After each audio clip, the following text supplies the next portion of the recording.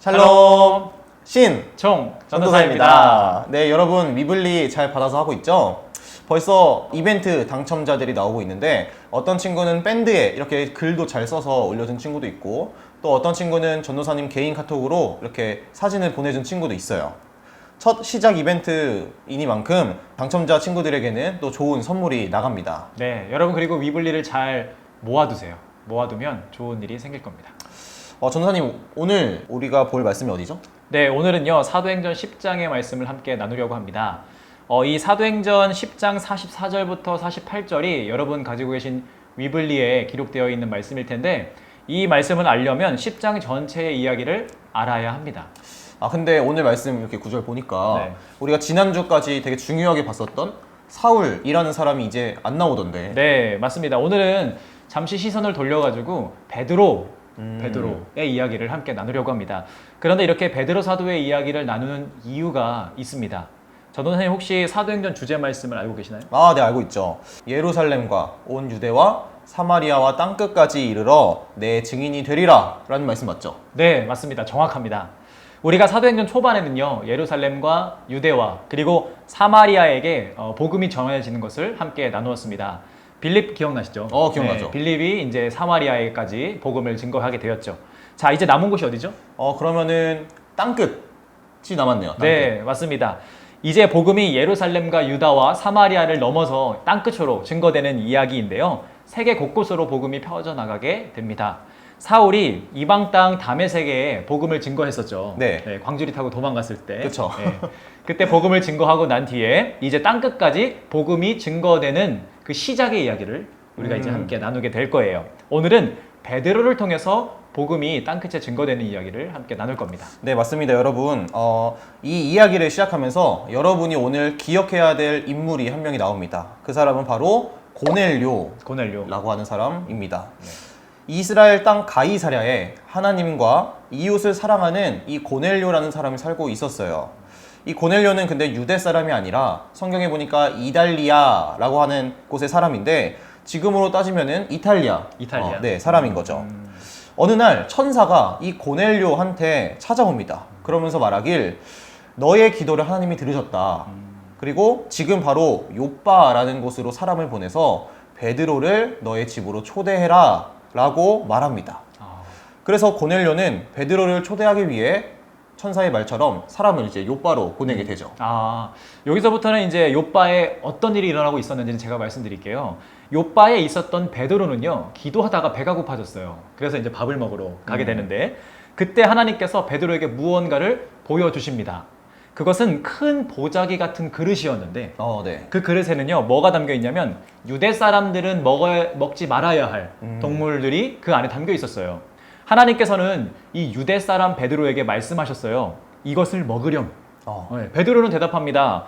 먹으면 안 되잖아요. 그러자 하나님께서 말씀하셨어요. 먹어도 돼. 괜찮다. 라고 했습니다. 이런 일이 3번이나 있은 뒤에 그 그릇이 하늘로 이제 올라가게 됩니다.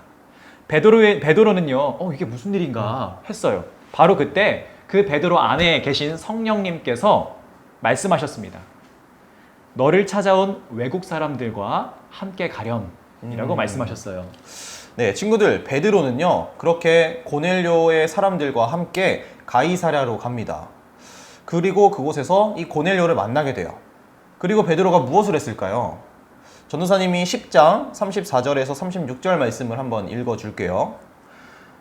베드로가 입을 열어 말했습니다. 나는 참으로 하나님께서는 사람을 외모로 차별하지 않는 분이시라는 것을 깨달았습니다.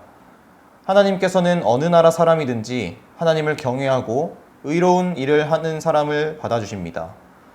하나님께서는 이스라엘 백성에게 말씀을 보내시고 예수 그리스도를 통해서 평화의 복음을 선포하셨습니다. 예수님은 모든 백성의 주님이십니다. 아멘. 베드로가 그곳에서 복음을 증거했군요. 네, 맞습니다. 여기서 놀라운 것은 이 당시 유대인들은 이 이방 사람들, 오늘 나온 그 이달리아나 그런 이방 사람들과 어울리지 않았어요. 그런데 베드로는 오늘 그 사람의 집에 가서 어울렸다는 거죠. 네. 그리고 복음까지 전했습니다. 친구들, 전도사님이 우리 신은춘 전도사님이 얘기해 주신 이 베드로가 욥바에 있었을 때 경험했던 그 일 있죠. 보자기에 음식이 내려오고 네. 먹으면 안 되는 건데 하나님께서 먹으라고 하고 괜찮다 그러시고. 그 일들이 바로 이것을 위함이었어요. 유대인들은 이방 사람들을 그 보자기에 있던 음식처럼 자기들이 안 먹는 그 음식처럼 이거는 부정한 거다, 더러운 거다라고 이방 사람들을 생각을 했어요. 그런데 하나님께서는 베드로에게 괜찮다, 이 음식 먹어도 된다라고 말씀을 하셨죠. 하나님께서 고넬료를 만나게 하시기 위해서 이 베드로에게 괜찮다고 하신 거예요. 그리고 베드로를 통해 그 이방 사람들에게 복음이 전해지게 하셨습니다. 이것도 정말 놀라운 일이죠. 네, 정말 놀라운 일입니다. 친구들, 그 다음에 일이 어떻게 진행됐는지 아세요? 44절부터 46절을 제가 한번 읽어드릴게요. 복음을 증거한 뒤에 어떤 일이 일어나는지 한번 들어보세요. 베드로가 이런 말을 하고 있을 때 말씀을 듣고 있던 모든 사람들 위에 성령께서 내려오셨습니다. 베드로와 함께 온 할례 받은 신자들은 하나님께서 선물로 주신 성령을 이방 사람에게까지 부어주시는 것을 보고 깜짝 놀랐습니다. 이방 사람들이 방언을 말하고 하나님을 찬양하는 것을 그들이 들었기 때문입니다. 아멘. 아멘. 여러분, 이방 사람들에게도 우리 유대 사람에게 내오셨던 성령 하나님께서 임하셨습니다. 아멘. 여러분, 우리가 지난주에 그리고 지지난주에 봤던 것처럼 사울이 세례를 받고 그리스도인이 되었잖아요. 네. 그것처럼 베드로는 성령님께서 그들에게, 그 이방 사람들에게 임하신 것을 보고 그 사울이 받았던 세례를 고넬료와 또 그의 가족, 또 그리고 그곳에 있던 이방 사람들에게 모두 베풀었습니다. 이렇게 땅끝에서도 복음이 전해지기 시작한 거죠. 네, 사랑하는 여러분, 이렇게 복음이 증거되어서 우리에게까지 오게 된 겁니다. 유대 안에만 복음이 머무른 것이 아니라, 예루살렘 안에만 머문 것이 아니라, 사마리아 안에만 머문 것이 아니라 땅끝까지 그 복음이 이렇게 시작하여서 우리에게까지 전해진 거예요. 이야기를 이렇게 들으면서 여러분들이 다양한 감정들을 느꼈으면 좋겠어요. 아, 이렇게 복음이 증거하기 시작됐고, 그리고 그래서 우리 부모님에게까지 왔고 나에게까지 이렇게 복음이 증거되었구나. 또 그러면은 이제 내가 무엇을 해야 할까? 이러한 생각들을 여러분 한번 해보시기를 바래요. 네, 우리 친구들, 이 당시에 베드로의 입장에서 생각을 해본다면 이방인에게 복음을 전하는 게 얼마나 꺼려졌을까? 네. 이런 생각을 해봐요. 부정하다고 생각했습니까? 네, 아주 당연한 사실이었습니다. 그거를 없애고 이방인들에게 가서 또 집에 놀러 가서 또 이렇게 복음을 전하고 세례를 준다는 게 얼마나 꺼려지는 일이었을까라는 생각을 해보는데, 그런데 베드로는 중요한 것은 하나님께서 역사하시는 것을 봤다는 거예요. 아멘. 그리고 그것에 순종해서, 하나님의 말씀에 순종해서 이방 사람들에게도 복음을 전했습니다. 여러분, 먼저 하나님께서 움직이고 계신 것을 보시기 바랍니다. 아멘. 하나님께서 일하시고 또 역사하시는 것을 보시기 바랍니다. 그리고 그것을 보고 그대로 하나님께서 하시는 대로, 또 하나님께서 나에게 주시는 그 말씀대로 그대로 또 따라가 보시기 바랍니다. 아멘. 그러면 오늘 말씀처럼 땅끝까지 복음이 증거되는 것을 여러분의 눈으로 보게 될 것입니다. 아멘. 여러분, 맞습니다. 방금 전도사님께서 말씀하신 것처럼 지금 참 어려운 상황이죠. 네. 교회가 참 어려운 상황에도 불구하고 하나님께서 계속 일하시고 계신다는 것을 여러분 집중해 보시기를 바래요. 그리고 하나님께서 일하시는 그곳에 여러분들의 손과 발이 있기를 바랍니다. 네. 그러면 우리 주님께서 여러분들을 사용하실 것이고, 그렇게 하나님께 관심을 갖고 하나님을 계속 마음속에 담아두는 그 사람을 통해서 역사하실 거예요. 그리고 친구에게 전해도 될까? 지금 이러한 시기인데 내가 이 친구에게 복음을 증거해도 될까? 내가 기독교인이라는 것을 밝혀도 될까? 이런 고민들을 할 수가 있어요. 그런데 여러분, 담대하게 복음을 그래도 증거해 보시기를 바랍니다.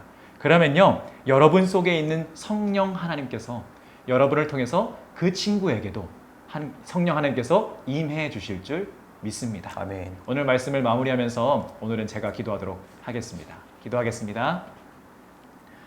하나님, 감사합니다. 참 어렵고 힘든 시기 가운데에 하나님의 말씀이 전해진 이야기, 그 시작의 이야기, 땅끝까지 복음이 증거되는 이야기를 함께 나누게 하심에 참으로 감사합니다. 하나님 아버지, 이 말씀을 함께 나누면서 많은 생각들을 하게 하여 주시옵소서. 아, 이렇게 해서 나에게까지 복음이 증거되었구나. 그리고 내가 무엇을 해야 할까? 라는 생각들을 하면서 하나님과 함께 거하는 우리 친구들이 될 수 있도록 인도하여 주시옵소서.